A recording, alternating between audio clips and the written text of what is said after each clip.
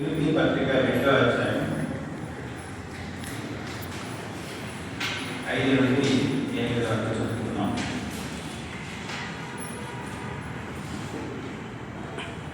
ఫిలిప్పీ పత్రిక 2వ అధ్యాయం 5 నుండి 8.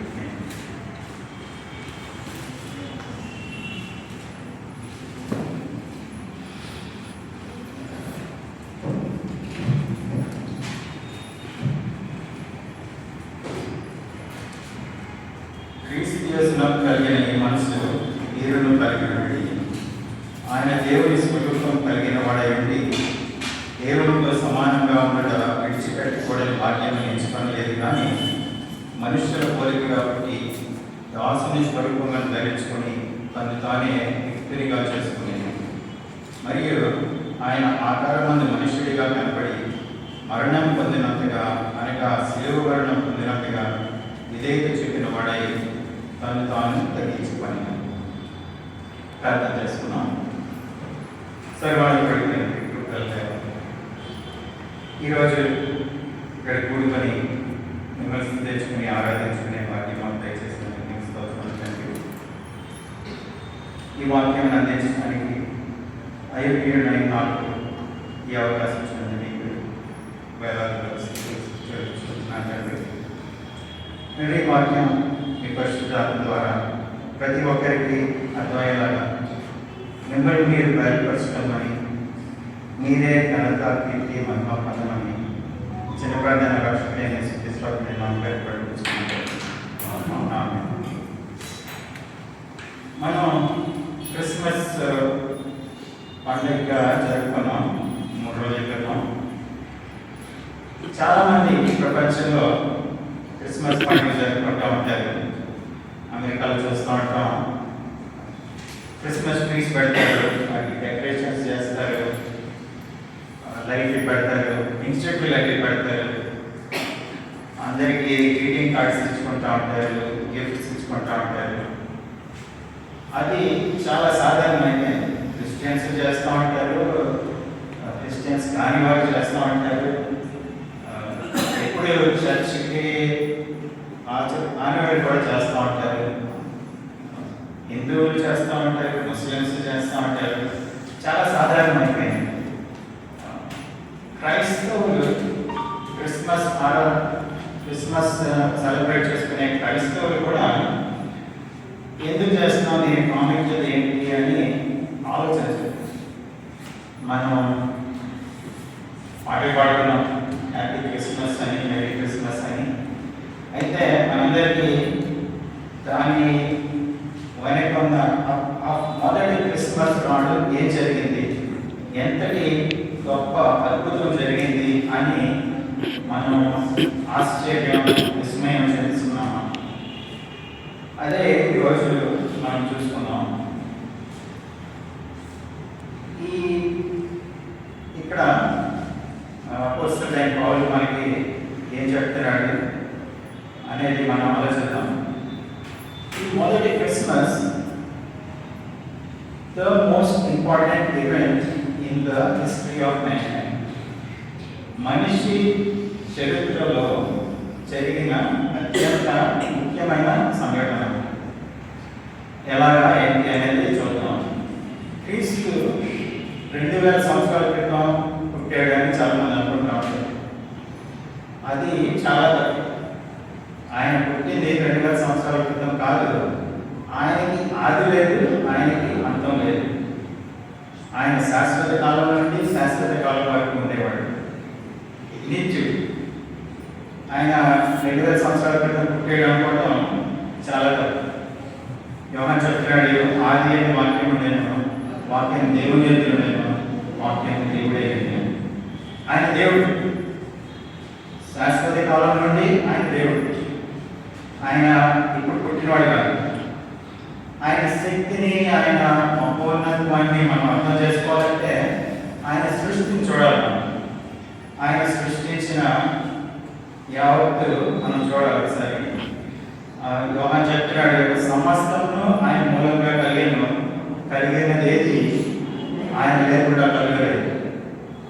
అదే పౌలు చెప్తున్నాడు, ఏలయనగా ఆకాశమందునయు భూమి లేనిదైనవి, దృశ్యమైనవి కానీ అదృశ్యమైనవి కానీ, అది సింహాసనములైనను, ప్రభుత్వములైనను, ప్రధానులైనను, అధికారులైనను, సర్వమును ఆయన సృజింపబడినను, సర్వమును ఆయన ద్వారాను ఆయన బట్టి సృజింపబడినను. ఆయనే సర్వ సృష్టికర్త. ఉన్న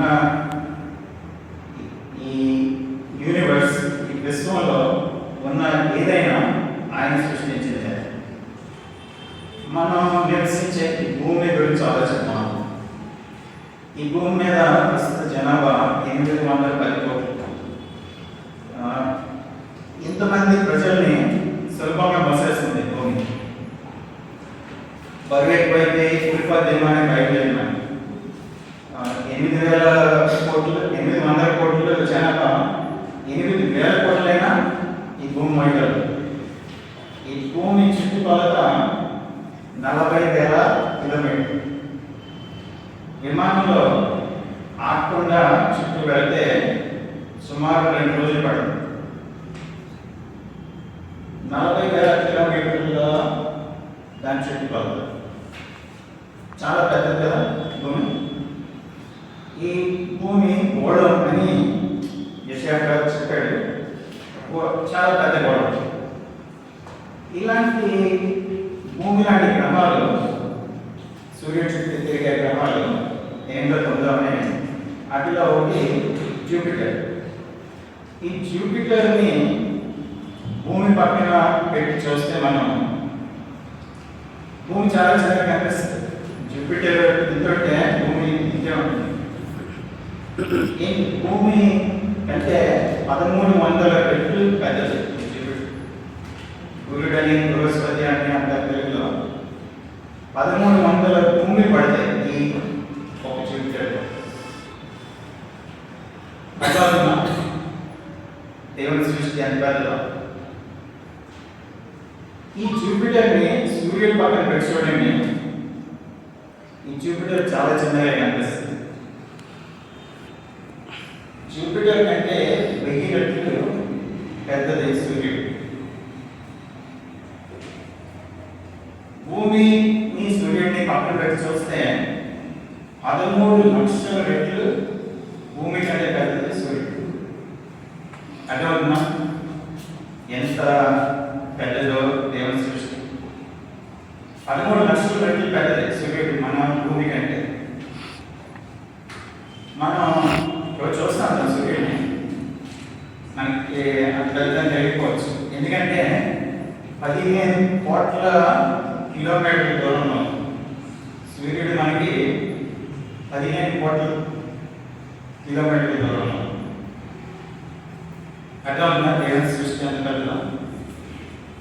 ఇది ఇప్పుడు సూర్యుడు చుట్టూ తిరిగే 8 గ్రహాలు ఉన్నాయి. ఈ గ్రహాల చుట్టూ భూమి చుట్టూ తిరిగే చంద్రుడి లాగా ఇలాంటి ఉపగ్రహాలు చాలా ఉన్నాయి. ఫర్ ఎగ్జాంపుల్ ఈ జూపిటర్ చుట్టూ 96 ఉపగ్రహాలు. అలాగే సాటర్న్ అని ఇంకో గ్రహం, శని గ్రహం అంటాం. దాని చుట్టూ 274 ఉపగ్రహాలు తిరుగుతుంది. అర్థమవుతుందా దేవుని సృష్టి ఎంత పెద్దదో, ఎంత విస్తారం. ఇది మనం ఉండే భూమి ఉండే సోలార్ సిస్టమ్, సౌర కుటుంబం అంటారు. ఈ ఒక్క సౌర కుటుంబంలోనే ఇన్ని కనపడుతున్నాయి. ఇటువంటి సౌర కుటుంబాలు గుంపులుగా ఉంటాయి.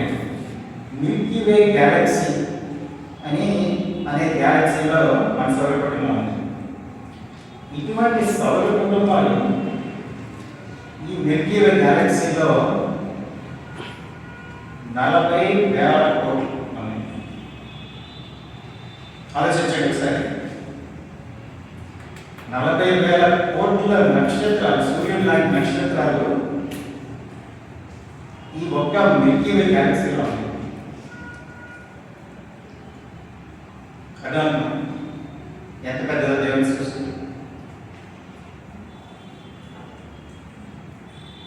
మన సూర్యుడు పెద్ద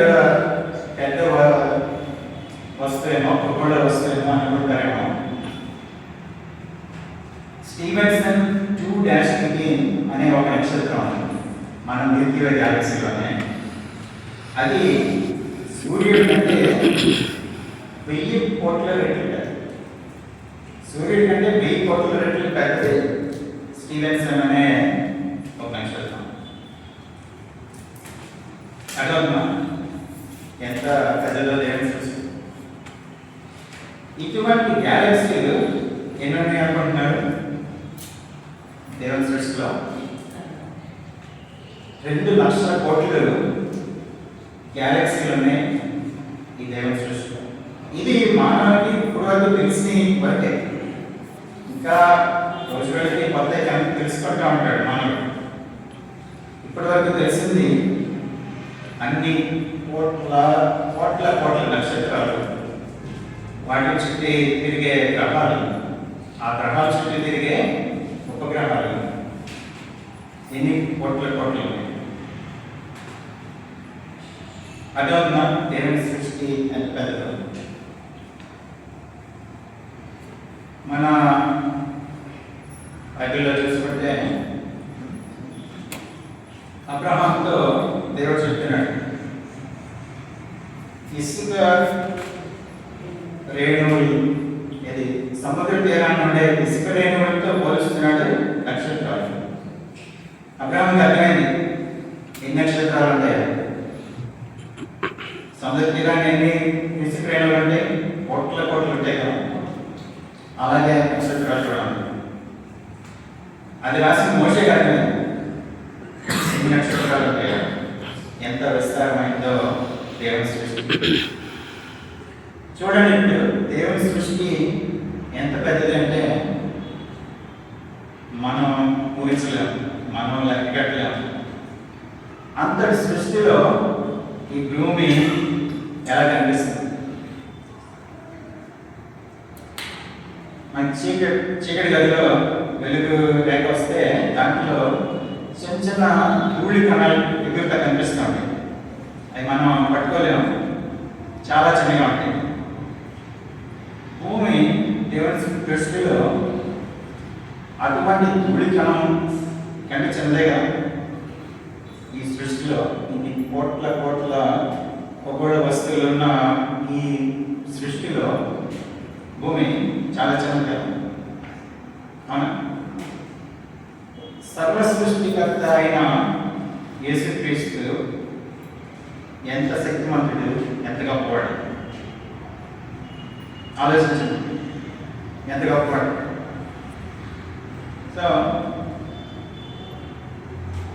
ఇవన్నీ సృష్టించాడు. ఈ గ్రహాలన్నీ వాటి యాక్సిస్ మీద తిరుగుతున్నాయి. భూమి ఒక రోజులో 24 గంటల్లో దాని యాక్సిస్ మీద చుట్టూ తిరుగుతుంది. తర్వాత సూర్యుడు చుట్టూ 365 రోజుల్లో ఒక ప్రదక్షిణం చేస్తుంది భూమి. అలాగే ప్రతి గ్రహం వాటి నక్షత్రాల చుట్టూ ప్రదక్షిణాలు చేస్తున్నాయి, వాటి యాక్సిస్ మీద తిరుగుతూ ఉన్నాయి. అలాగే ఈ ఉపగ్రహాలు గ్రహాల చుట్టూ తిరుగుతూ ఉన్నాయి. ప్రతి వస్తువు కదులుతూనే ఉంది. ఈ కోట్ల కోట్ల గ్రహాలు, ఉపగ్రహాలు అన్ని కదులుతూనే ఉన్నాయి.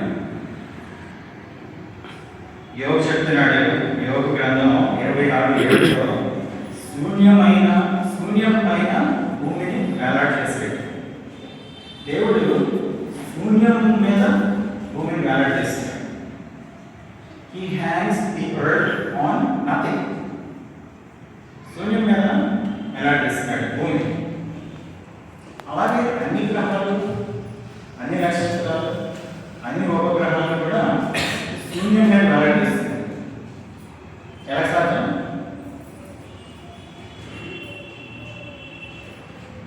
ఆయనే సమస్తమునకు ఆధారపడు. కొలస్సీ పత్రిక 1:17 ఆయనే సమస్తమునకు ఆధారపడు. ఆయన అన్నిటిని, ఈ ప్రతి ఖగోళ వస్తువుని దాని ప్లేస్లో ఆయన ప్రతి వస్తువుని దాని కక్ష్య మారకుండా అక్కడే నిలబెట్టగలుగుతుంది. ఎంత పెద్దవి వస్తువులు చూసాం మనం, ఎంత విస్తారం, ఎంత సంఖ్య అన్నీ చూసాం. వాటన్నింటినీ వాటి స్థానాల్లో నిలబెట్టగలవాడు ఎంత శక్తిమంతుడు. సమస్తమునకు ఆధారపడి ఈ విశ్వాన్ని సృష్టించడానికి దేవుడు 6 రోజులు కేటాయించాడు. అయినా 6 రోజుల్లో ఈ ఖగోళ వస్తువులు సృష్టించడానికంటే భూమి మీద జీవాన్ని సృష్టించడానికే ఆయన ఎక్కువ సమయం కేటాయించినట్టు చూస్తున్నాం. చెట్లు, మొక్కలు, పక్షులు, చేపలు, జంతువులు వీళ్ళన్నీ సృష్టించాడు. 6వ రోజున ఆఖరిగా తన స్వరూపంలో మనిషిని సృష్టించాడు. తన స్వరూపంలో మనిషిని సృష్టించాడు. దేవుడు నిత్యుడైనట్లే మనిషి కూడా శాశ్వత జీవిగా సృష్టించాడు. దేవుడు త్రిత్వం అయినట్టే మనిషిని కూడా త్రిత్వంగానే సృష్టించాడు. శరీరం ఉంటుంది, ఆత్మ ఉంటుంది, జీవం ఉంటుంది. 3 భాగాలుగా ఉంటాయి మన మనిషిలో. ఈ శరీరం చచ్చిపోవచ్చు ఈ భూమి మీద, కానీ మనిషి చావడు. మనిషి శాశ్వత జీవి. ఇప్పుడు దేవుని సృష్టిలో భూమి ఒక ధూళి కణం లాంటిది అయితే మనిషి అంటే వాడు ఆలోచించండి. ఈ భూమి మీద ఇప్పుడు 810 కోట్ల పైన ఉన్నారు. మనిషి ఎంతటి వాడు? దావీదు మహారాజు అంటున్నాడు 8వ కీర్తనలో, నీ చేతి పైన ఆయన నీ ఆకాశంలను నీవు కలుగజేసిన చంద్ర నక్షత్రములను నేను చూడగా నీవు మనిషిని జ్ఞాపకం చేసుకునేటకు వాడేపాటి వాడు, నీవు నరపుత్రుని దర్శించుటకు వాడేపాటి వాడు. మనిషి చాలా చాలా చాలా చిన్నవాడు కదా దేవుని ఎదుట. దేవుడు మనిషిని అసలు లక్ష్య చేయాల్సిన పని లేదు కదా.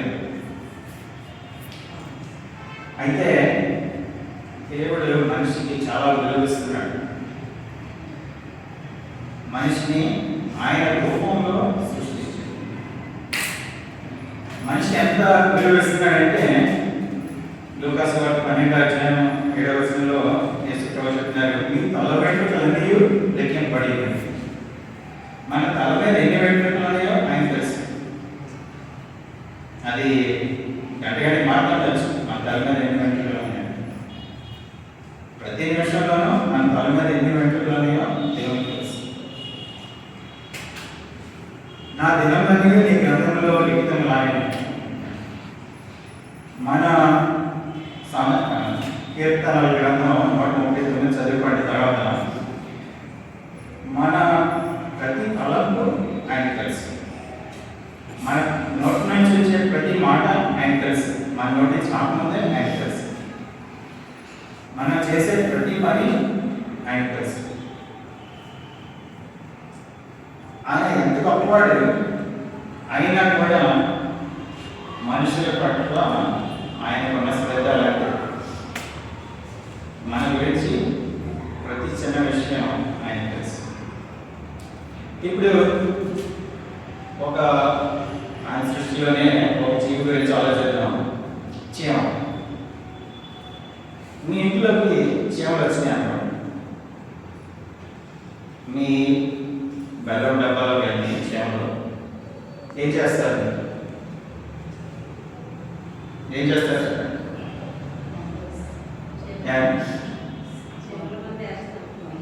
మందు వేసి చంపేస్తారు, లేకపోతే తొక్కి చంపేస్తారు, లేకపోతే నరికి చంపేస్తారు.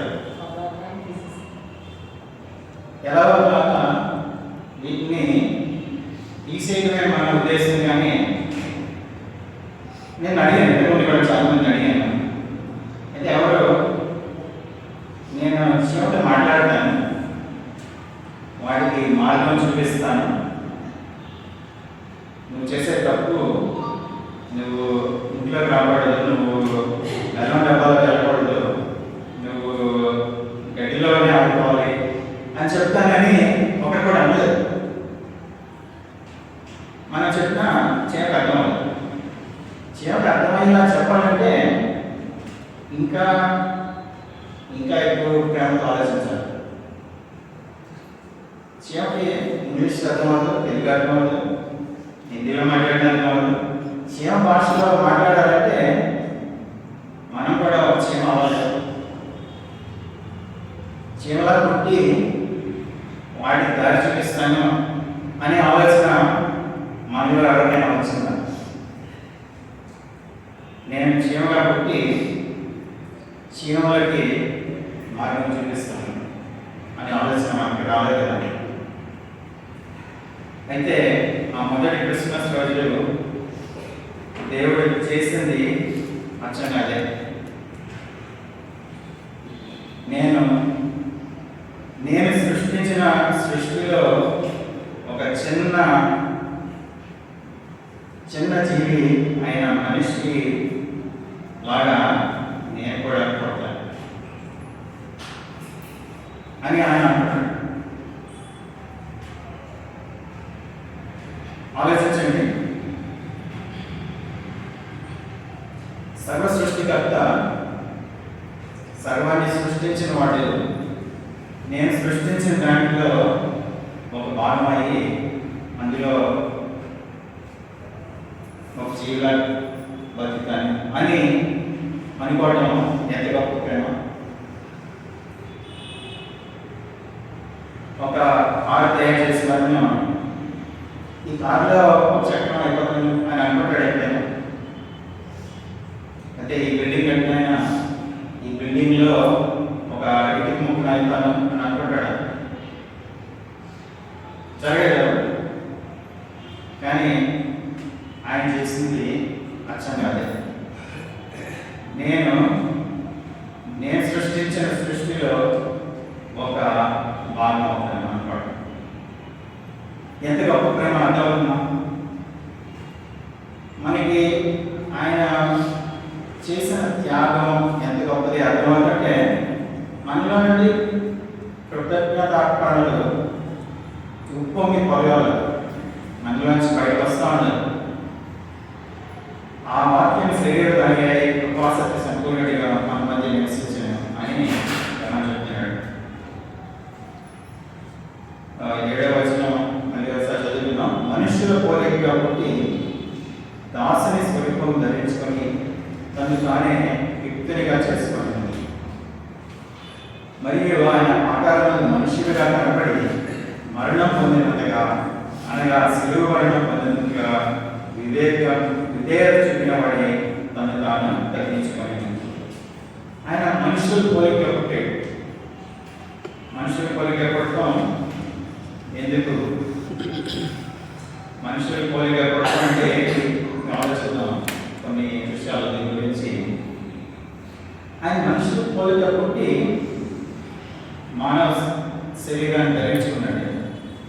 మానవ శరీరాన్ని ధరించుకున్నది ఆయన భూమి మీద ఉన్న 33 సంవత్సరాల వరకే కాదు. ఆయన మానవ శరీరం పడిపోయింది. అది ఎల్లకాలం మానవ శరీరంతో ఆయనతో ఉండింది.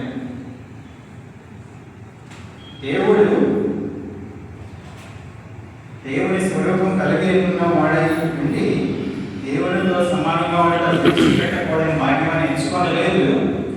కానీ మనుషుడిగా పుట్టాడు.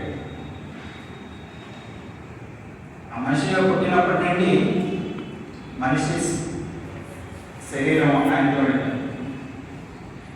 మనం ఆయన భూమి మీద ఉండి కొన్నాడు నుండి వెళ్ళిపోయాడు. మనిషి శరీరం అంతవరకే అనుకోదు. ఆయన పునరుత్థానం తర్వాత ఆయన మహిమ శరీరం ధరించుకున్నాడు. కానీ ఆ మహిమ శరీరం కూడా మనుష్యుడు మనిషి శరీరంలో ఉండిపోయాడు. ఆయన మళ్ళీ వస్తాడు, అప్పుడు కూడా మనిషి శరీరంలోనే వస్తాడు. ఆయన దేవుని కుడిపార్శ్వాన్ని కూర్చుని మన కొరకు విన్నపం చేస్తున్నాడు. అని శరీరంలోనే ఉన్నాడు. మన పునరుద్ధానం తర్వాత మన దీన శరీరాలు, మన క్షయమైన శరీరాలు అక్షయం ధరించుకుంటాయి. మన శరీరాలు మహిమగల శరీరాలు మారుతాయి. మన శరీరంలో ఇప్పుడున్న లోపాలు ఏమి ఆ పునరుద్ధాన అక్షయ శరీరాల్లో ఉండవు. కానీ ఆయన శరీరంలో పక్కన బల్లె పోటీ గుర్తు అలాగే ఉంటాయి. ఆయన చేతుల్లో గుర్తులు అలాగే ఉంటాయి. నీతులు తింటని గుర్తులు అలాగే ఉంటాయి. ఆయన తొమాలో ఏమన్నాడు, నా పక్కన చేయవచ్చు, నా చేతిలో నేపులు దిగిన గుర్తులు చూడు. ఆయన శరీరంలో మన శరీరంలో కూడా అది అలాగే ఉంటుంది. అందువలన ఆయన చేసిన త్యాగం ఎంత గొప్పదో. ఎందుకు వచ్చేటో ఆయన మనం ఆలోచిస్తున్నాం కదా. అంటున్నాడు, ఎవడినో ఎప్పుడైనా దేవుని చూడలేదు, తండ్రి గమనున్న అద్వితీయ కుమారుడే ఆయనను బయలుపరిచాడు. దేవుడు ఎలా ఉంటాడో నాకు తెలియదు. మనిషికి దేవునికి ఉన్న దూరం అంత పెద్దది. సూర్యుడి దగ్గరికి వెళ్ళడానికి 15 కోట్ల కిలోమీటర్లు అనుకున్నాం. 15 కోట్ల కిలోమీటర్లు అనుకున్నాం కదా. ఇంకెంత దూరం సృష్టి దాడి దేవుని వైపు వెళ్ళాలంటే మనిషికి సాధ్యం కాదు. దేవుని చూడటం మనిషికి సాధ్యం కాదు. ఆయనను బయలుపరుచుకోవాలి. ఆయన చూపించడానికే దేవుడిని మనకి బయలుపరచడానికే ఆయన వచ్చాడు. ఇంకొన్ని విషయాల్లో చూద్దాం. ఆయన శరీరధారి మన మధ్య నివసించాడు. ఆయన శరీరాన్ని ధరించుకున్నాడు, మనిషి అయ్యాడు. అయితే పూర్తిగా మనిషిగా ఉన్నాడు. మనిషిలో ఉన్న వీక్నెస్ అన్నీ ఆయనలోనే ఉన్నాయి. ఆయనకి ఆదరయ్యేది, ఆయనకి దాహమయ్యేది, ఆయనకి నేత్రం అవసరం, ఆయనకి నీరసం వచ్చేది. ఇవన్నీ మనిషిలాగే ఆయన కూడా ఉన్నాడు. పూర్తిగా మనిషి. మన భూమి మీద ఉన్నంత వరకు మనకి అలాంటి వీక్నెస్లు ఉన్నాయి, ఆయనకి ఉంది. అయితే ఇప్పుడు పత్రిక 4:15 చూస్తాం. మన ప్రధాన యాజకుడు మన బలహీనతల యందు మనతో సహానుభావం లేనివాడు కాడు. ఆయన మనం అనుభవించని ఆయన కూడా అనుభవించాడు. సమస్త విషయంలోనూ మన వలనే శోధింపబడినను ఆయన పాపము లేనివాడుగా ఉన్నాడు. ఆయన పూర్తిగా మనిషి, కానీ పాపం లేనివాడుగా ఉన్నాడు. ఎందుకంటే ఆయన పూర్తిగా దేవుడి కొడుకు. ఇక్కడ 7వ వచనంలో ఏమని చూస్తున్నాం, ఆయన మనుషుల పోలికగా పుట్టి దాసుని స్వరూపం ధరించుకొని తను తానే రిక్తునిగా చేసుకొని కీనోసిస్ అంటాం గ్రీకులో. దానిని ఖాళీ చేసేసుకున్నాడు. ఖాళీ ఎలా ఖాళీ చేసుకున్నాడంటే ఆ దైవత్వం పోలేదు. దైవత్వం అలాగే ఉంది, కానీ మనుష్యత్వం అంటున్నాను, మానవత్వం అంటే వేరే అర్థం రావచ్చు. మనుష్యత్వం ఈ దైవత్వాన్ని తప్పేసి అంతగా ఖాళీ చేసుకున్నాడు. పూర్తిగా మనిషి, పూర్తిగా దేవుడు. పుట్టి దేవుడైతే మన బదులు ఆయన శిలువను మొదలెట్టి, పూర్తిగా దేవుడైతే మన స్థానంలోకి ఆయన రాలేడు. పుట్టి మనిషి అయితే పాపం లేకుండా ఉండలేదు. ఒట్టి మనిషి అయితే మనలాగే ఆఫ్ చేయగలిగారు. ఆయన పూర్తిగా మనిషి, పూర్తిగా దేవుడు. సార్ చెప్పారు, దేవుడు అప్పుడే ప్రాణం ఇవ్వగలడు, ప్రాణం పోయగలడు. దేవుడు అక్కడే పాపాలు క్షమించగలడు. ఆయన భూమి మీద ఉన్నప్పుడు ఏమన్నాడు? ఈ పాపాలు క్షమించబడ్డాయి. చనిపోయిన వారిని లేపాడు. ఆయన దేవుడు అని మనం పూర్తిగా దేవుడు అనేది చూస్తున్నాం, ఆయన పూర్తిగా మనిషి అనేది కూడా చూస్తున్నాం. అయితే తను తాను తగ్గించుకున్నాడని చూస్తున్నాడు. సర్వశక్తిమంతుడైన దేవుడు, సర్వాన్ని సృష్టించిన దేవుడు, సర్వానికి ఆధారభూతుడైన దేవుడు మనిషిగా పుట్టనే చాలా తగ్గించుకున్నాడు కదా. అయితే ఇంకా తగ్గించుకున్నాడు, దాసునిగా పుట్టాడు. ఆయన రోమ్లో పుట్టిండొచ్చు, జెరూసలేంలో పుట్టిండొచ్చు, కానీ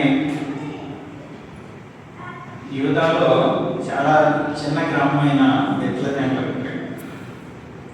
అక్కడ కూడా ఆయనకి సత్రంలో స్థలం లేకపోతే పశువుల కట్టులో పెట్టాడు. ధనవంతుల ఇంట్లో కొట్టలేదు, రాజు ఇంట్లో కొట్టలేదు, ఒక వడ్రంగి ఇంట్లోనే పెట్టాడు. ఆయన భూమి మీద ఉన్నప్పుడు ఏమన్నాడు? నక్కలకు గొర్రెలు ఉన్నాయి, ఇంకా పక్షులకు కూడా ఉన్నాయి, కానీ మనిషి కుమారుని మాత్రం అలవాల్చుకునే స్థలం లేదు. ఆయన భూమి మీద ఉన్నప్పుడు ఉండడానికి చూడలేదు, ఆయన అంతగా తగ్గించుకున్నాడు. ఆయన వచ్చినప్పుడు మనతో ఉండటానికి వచ్చాడు. ఇమ్మానుయేలు, మనతో దేవుడు. మనల్ని పాలించడానికి రాలేదు, మనల్ని మన మీద తీర్పు తీర్చడానికి రాలేదు, మనతో ఉండడానికి వచ్చాడు. యోహాను సువార్త 3వ అధ్యాయం చెప్తుంది.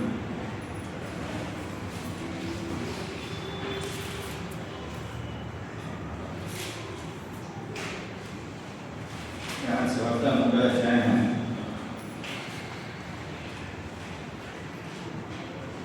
17-18 వచనాలు చదువుకున్నాం. లోకము తన కుమారుని ద్వారా రక్షణ పొందడికే కానీ లోకంలో తీర్పు తీర్చుటకు దేవుడు ఆయన లోకంలోనే పంపలేదు. ఆయన విశ్వాసం వారికి తీర్పు తీర్చబడింది.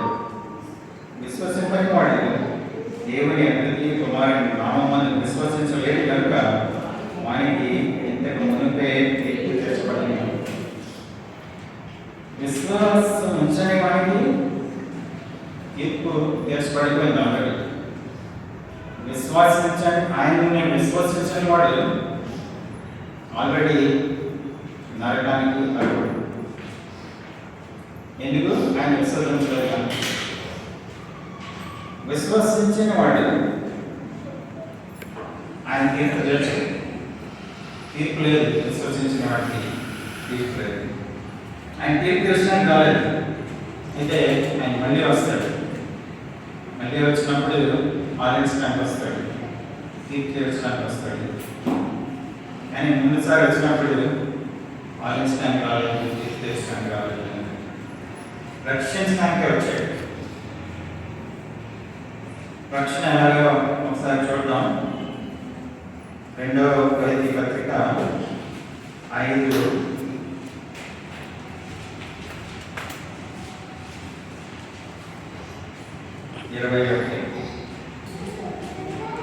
ఎందుకనగా మనం ఆయన యందు దేవుని నీతి అభినట్లు పాపమెరిగిన ఆయనను మన కోసము పాపంగా చేశాను.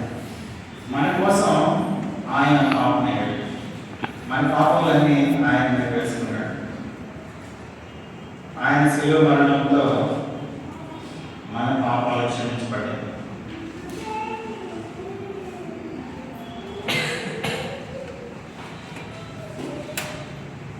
మనకి అర్థమైందా ఎంత గొప్ప ప్రేమ ఆయనది, ఆయన చేసిన త్యాగం గొప్పగా అర్థమైందా? విశ్వసించకపోతే మనకి తీర్పు ఆల్రెడీ తెచ్చిపడిపోయింది, నరకమైంది మన గమ్యం. విశ్వసించితే మనకి తీర్పుండలు, ఆయనతో ఎల్లకాలం ఆయనతో జీవిస్తాను.